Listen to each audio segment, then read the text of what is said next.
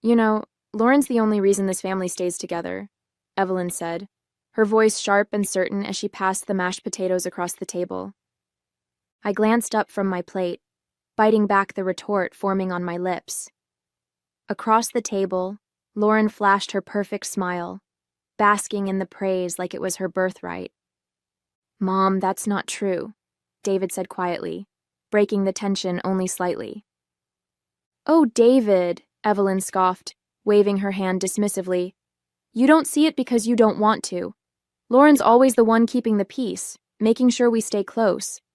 Natalie's fine, but she's not as involved." Her words stung, but they didn't surprise me. This had been the narrative for as long as I could remember. Lauren was the glue, the peacemaker, the family's shining star. And me?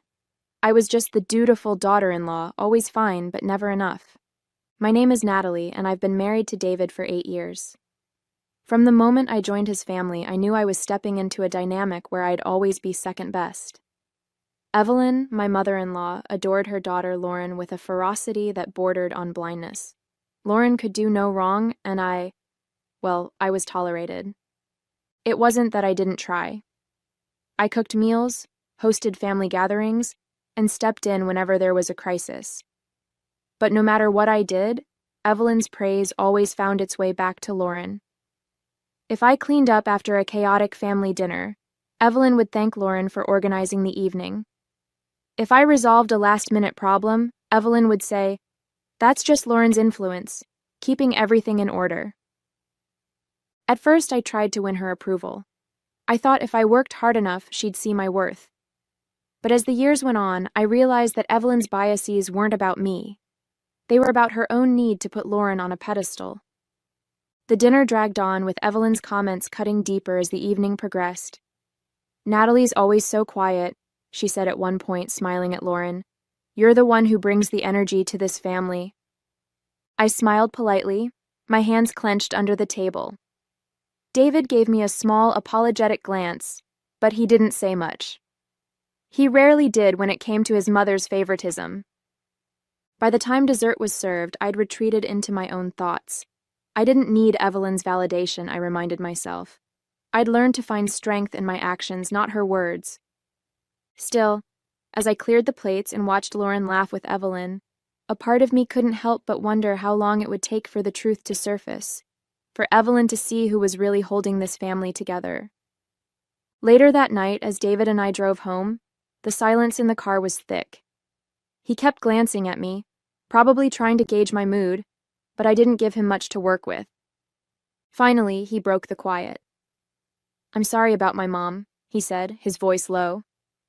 I let out a small laugh, shaking my head.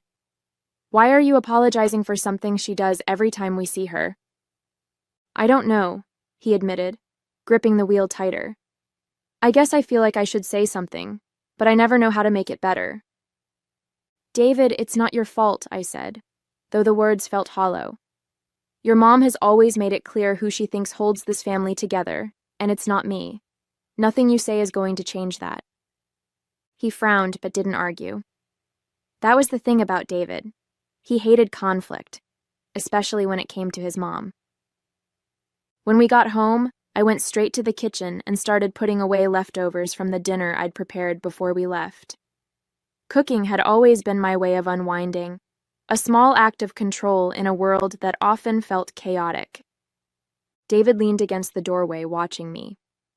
"You know she doesn't mean it, right?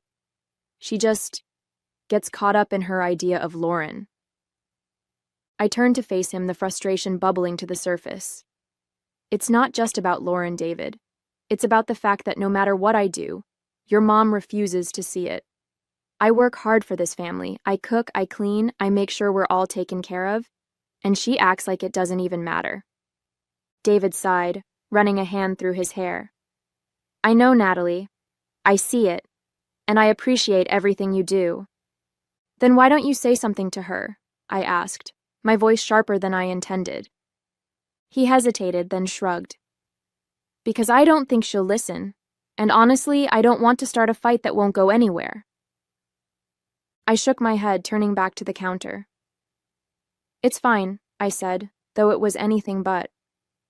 I don't need her approval. I'll just keep doing what I do, and eventually, the truth will speak for itself.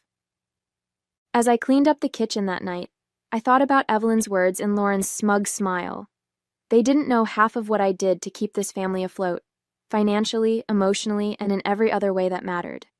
But I wasn't going to waste my energy trying to prove it to them. Sooner or later, life would show them the truth. And when it did, I would be ready. A few weeks later, the cracks in the family's facade began to show. It started subtly, Evelyn mentioning how money seemed tighter than usual, Lauren complaining about a canceled spa trip. At first, I thought it was just normal ups and downs, but soon it became clear that something more serious was going on. One evening, David came home looking more stressed than I'd seen him in years. He dropped his bag by the door and sat heavily at the kitchen table. "What's wrong?" I asked, sitting across from him. "It's my mom," he said, rubbing his temples. "She called today, asking if we could lend her some money. Apparently, Lauren borrowed a significant amount from her, and now she's struggling to cover her bills." I blinked, stunned. "Wait, Lauren borrowed money? For what?" He sighed. "Something about helping a friend start a business. It didn't work out, and now my mom's footing the bill." The revelation didn't surprise me. Lauren had always been impulsive, leaping into ventures without thinking them through, confident that someone else would clean up the mess. Usually that someone was Evelyn, who never hesitated to come to Lauren's rescue. "What did you tell her?" I asked. "I told her we'd think about it," David replied. "But Natalie, I know we can't just hand over money like that. Things are tight for us, too." I nodded, already mentally calculating our budget. Between the mortgage, groceries, and the small savings we were trying to build, there wasn't much room for generosity. Over the next few days, Evelyn's requests became more frequent and urgent. She called David almost daily, her tone growing more desperate each time. "David, you know how much I've done for this family," she said during one call, her voice trembling. "If you and Natalie could just help out this once, it would mean so much." David relayed the conversations to me, clearly torn between wanting to help his mom and knowing we couldn't afford to. "What do you think we should do?" he asked one night as we lay in bed. I stared at the ceiling, the weight of the situation pressing down on me. "We can't give her money, David. Not when we're barely managing ourselves. But maybe there's another way to help." "What do you mean?"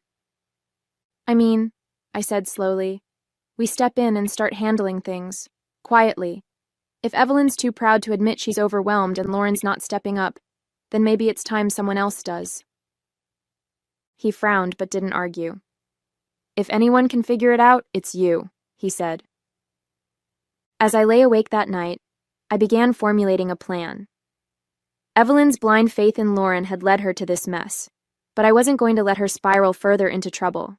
Not for her sake, but for the family's.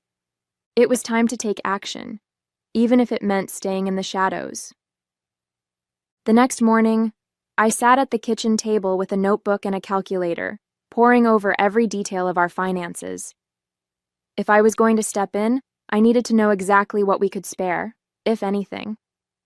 David sat across from me, sipping his coffee. "Are you sure about this?" he asked, watching me flip through bank statements. "I'm not going to hand your mom cash," I said firmly, "but if we can restructure some of her bills or find a way to reduce her expenses, it might help. She's in this mess because she won't admit she's struggling, and Lauren isn't going to do anything about it." David sighed, leaning back in his chair. "I hate that it's come to this. She shouldn't have to rely on you." "She doesn't have to," I replied, glancing up at him. "But someone needs to fix this before it gets worse." I started by contacting a financial consultant I knew from work. Over the next few days, I gathered information about Evelyn's debts, her monthly expenses, and the loans she'd taken on for Lauren's failed business ventures. The picture that emerged wasn't pretty. Credit card balances maxed out, overdue utility bills, and a looming mortgage payment she couldn't cover. Through it all, Evelyn remained oblivious to my involvement.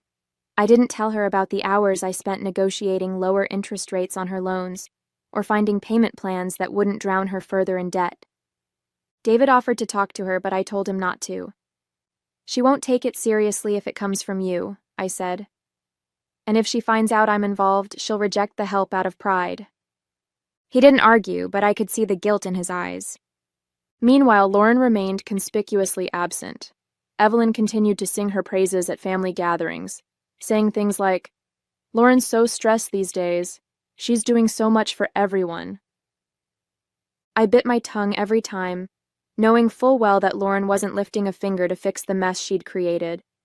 The weight of it all was exhausting. Between managing our household, handling Evelyn's financial crisis, and keeping up appearances at family dinners, I felt like I was juggling 1,000 plates. But I refused to let it show. Evelyn didn't need to know how hard I was working to keep her afloat, and Lauren certainly didn't deserve the satisfaction of knowing I was cleaning up after her. One night, as David and I sat on the couch after another long day, he turned to me and said, "You're incredible, you know that?" I smiled faintly, too tired to argue. "Let's just hope it works," I said. "It will," he replied, squeezing my hand. "Because you're the one holding everything together, even if no one else sees it yet." 2 weeks later, I started to see the results of my work. Evelyn's overdue bills were now manageable, her mortgage payments had been adjusted, and her interest rates were significantly lower. The changes weren't monumental, but they were enough to keep her afloat. Despite the progress, Evelyn's praise for Lauren remained constant. "Lauren's been such a rock for me," she said one evening over dinner. "She always knows just what to say to keep me calm." I clenched my jaw, forcing a tight smile. "That's great, Evelyn. I'm glad she's been there for you." David gave me a sympathetic look, but he stayed quiet. It wasn't worth starting a fight, not when Evelyn was so blinded by her perception of Lauren. The final straw came when I overheard a phone call between Evelyn and Lauren. I'd stopped by Evelyn's house to drop off some paperwork related to her new payment plans. As I walked up the driveway, I heard her voice through the open window. "Don't worry about it, Lauren," she said, her tone warm and reassuring. "I'll figure it out. You've already done so much for this family." I froze, my stomach twisting. Done so much? Lauren hadn't done a thing except create the financial mess I'd been working tirelessly to fix. When I knocked on the door, Evelyn greeted me with her usual strained politeness. "Natalie, what a surprise," she said, stepping aside to let me in.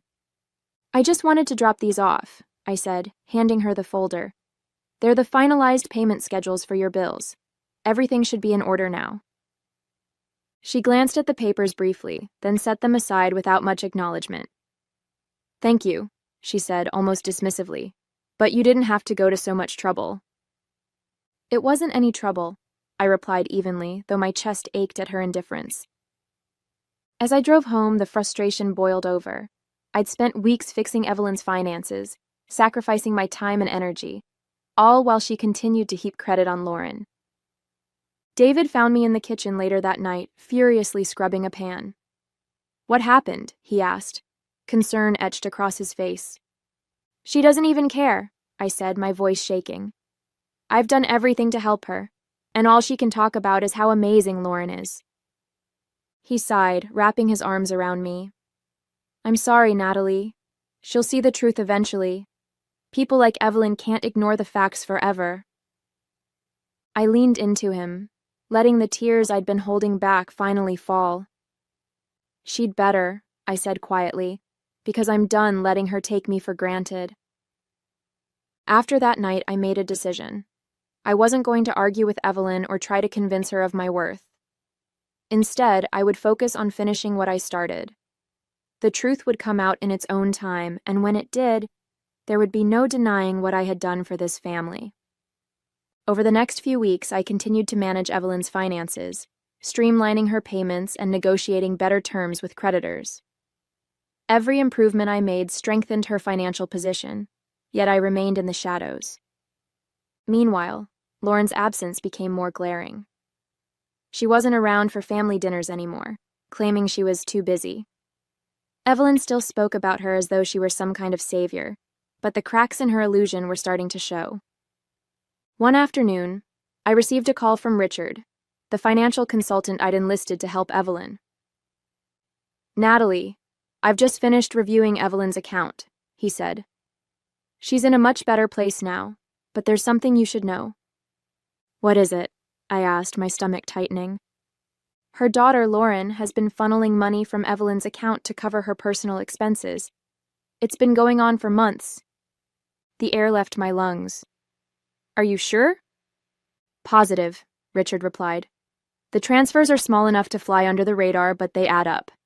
Evelyn might not even realize it's happening. I thanked him and hung up, my mind racing.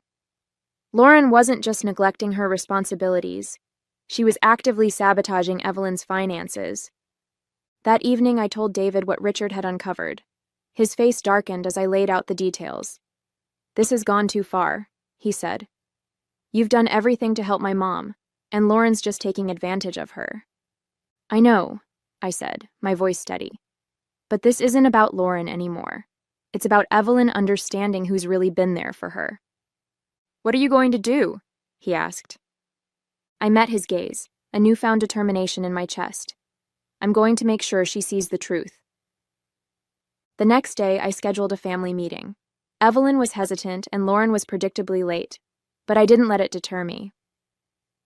When we were all seated in Evelyn's living room, I handed her a folder containing the financial records Richard had compiled. What's this?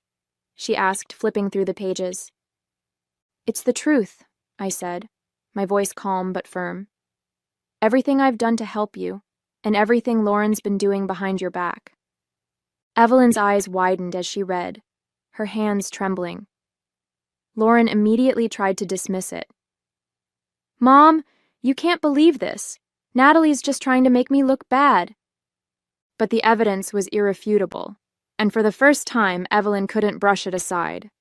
The silence in the room was deafening as Evelyn flipped through the documents. Her hands shook, her face pale, as the reality of the situation sank in. Lauren shifted uncomfortably in her chair, her usual confidence slipping. This can't be right, Evelyn stammered, though her voice lacked conviction. It is, I said firmly. For months, Lauren has been siphoning money from your accounts while you've been struggling to stay afloat. Meanwhile, I've been the one negotiating with creditors, managing your payments, and ensuring you didn't lose your home. Lauren shot to her feet, her voice shrill. Mom, this is ridiculous. Natalie's just trying to make me look bad because she's jealous of how close we are. I met her glare with calm resolve. This isn't about jealousy, Lauren. It's about the truth. And the truth is, you've been taking advantage of your mother while I've been cleaning up your mess. Evelyn's gaze darted between us, her expression a mix of disbelief and dawning realization. Lauren, she said finally, her voice trembling. Is this true? Lauren faltered, her bravado crumbling. I didn't mean for it to get out of hand, she muttered. I was going to pay it back. Pay it back with what? I countered, my tone sharp. Another failed scheme? Another excuse? For the first time, Evelyn didn't defend her daughter. She slumped back in her chair, the weight of her favoritism crashing down around her. How could you do this, Lauren? She whispered. I trusted you. I thought you were helping me. Lauren didn't respond. Instead, she grabbed her purse and stormed out of the room, slamming the door behind her. The tension lingered, heavy and oppressive. Evelyn looked at me, tears welling in her eyes. Natalie, I don't know what to say. You don't have to say anything, I replied, my voice soft but resolute. I didn't do this for thanks or recognition. I did it because it was the right thing to do, for you, for the family. But you need to understand that your blind trust in Lauren nearly cost you everything. She nodded slowly, her tears spilling over. I was so wrong about you, she admitted.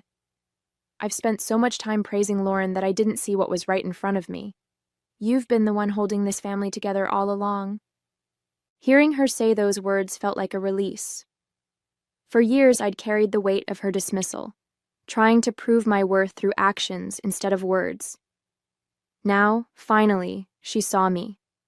Not as an afterthought, but as the person I truly was. David reached over and squeezed my hand, his eyes filled with pride. "You've done more for this family than anyone," he said. "And now they all know it." I smiled faintly, my heart lighter than it had been in years. The truth was out, and for the first time, I felt truly seen. The days following the confrontation were a whirlwind of emotions. Evelyn called several times, her tone softer and more thoughtful than I'd ever heard. At first, I wasn't sure how to respond.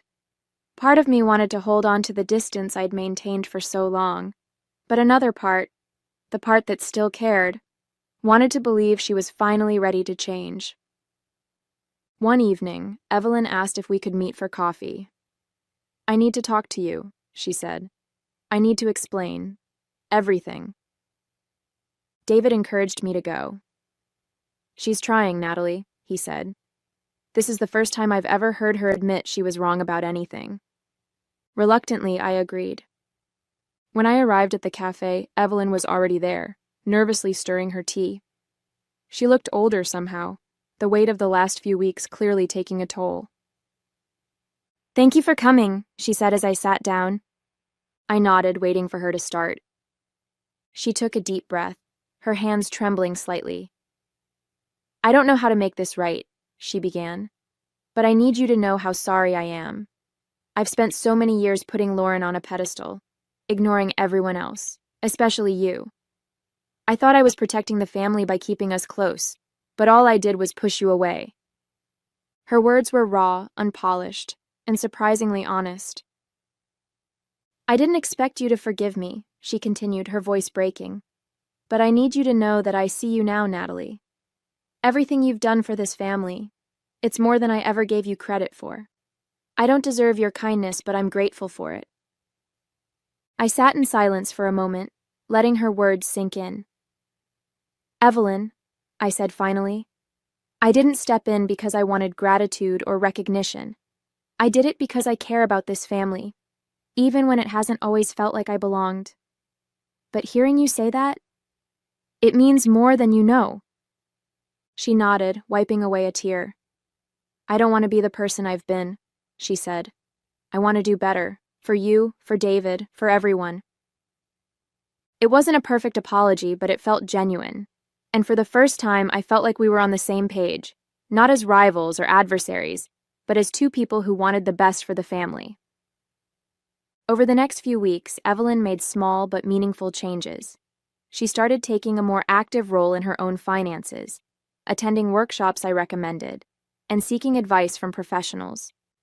She also made a point to include me in family conversations, asking for my input, and genuinely listening to what I had to say. Lauren, meanwhile, kept her distance. The fallout from the confrontation had shaken her, and while I didn't expect an apology from her anytime soon, her absence gave the rest of us room to rebuild. For the first time in years, I felt like I wasn't just a guest in my own family. I was a part of it. Over time, the family began to feel less fractured. Evelyn's effort to change wasn't perfect, but it was consistent. She checked in with me regularly, sought my advice on matters she would have once dismissed me from, and even began expressing gratitude for the things I did, something I never thought I'd hear from her. One afternoon, as we sat in her living room reviewing her updated financial plans, she looked up from the papers and said, "I don't think I ever thanked you properly, Natalie. You didn't have to do any of this, but you did, and it saved me." I paused, surprised by the sincerity in her voice. "You don't have to thank me, Evelyn," I said carefully. "I just wanted to make sure the family didn't fall apart." She shook her head. "It's more than that. You've been the foundation of this family for years, and I was too blind to see it. That's on me. But I see it now, and I'll never take that for granted again." Her words settled something deep inside me. For years, I'd silently carried the burden of her dismissal, wondering if I would ever be enough in her eyes. Now, for the first time, I felt seen, not for what I could do, but for who I was. Meanwhile, Lauren's absence created space for healthier family dynamics. Without her constant need for attention and Evelyn's unquestioning support, conversations became more balanced. David noticed the change too. "It's nice to come over and not feel like we're walking on eggshells," he said one evening, as we drove home from dinner at Evelyn's house. "It is," I agreed, though I knew it was more than just Lauren's absence. Evelyn's efforts to repair our relationship had brought a sense of calm to the family that I hadn't realized we'd been missing. At work, I found myself reinvigorated.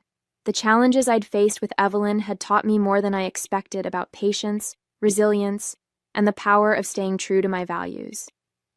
Those lessons spilled over into my professional life, giving me a renewed sense of purpose. One day, as I was wrapping up a meeting, Evelyn called. "I'm thinking about hosting a family dinner," she said, her tone hopeful. "It's been a while since we all sat down together, and I'd like to make it special. Would you help me plan it?" Her request was simple, but it carried so much weight. "Of course," I said, smiling. "I'd love to." As I hung up, I felt a warmth I hadn't associated with Evelyn in years. She wasn't perfect, and our relationship wasn't magically fixed, but it was moving in the right direction. And for the first time, I felt like I had a place at the table, not because I demanded it, but because I'd earned it. The family dinner Evelyn planned was unlike any we'd had before. There was a lightness to the atmosphere, a warmth that hadn't existed in years. The dining table was set with care, the food thoughtfully prepared, and the conversation flowed naturally. For once, there was no tension, no subtle digs or favoritism overshadowing the evening. Midway through the meal, Evelyn raised her glass. "I just want to say something," she began, her voice steady but emotional. Everyone fell silent, the clinking of forks and knives stopping as we turned to her. "For years I've seen this family through one lens, one that wasn't always fair," she said. Her gaze shifted to me, and for a moment it felt like we were the only two people in the room. "Natalie, I owe you an apology. I didn't recognize everything you've done for us, for me. But I see it now.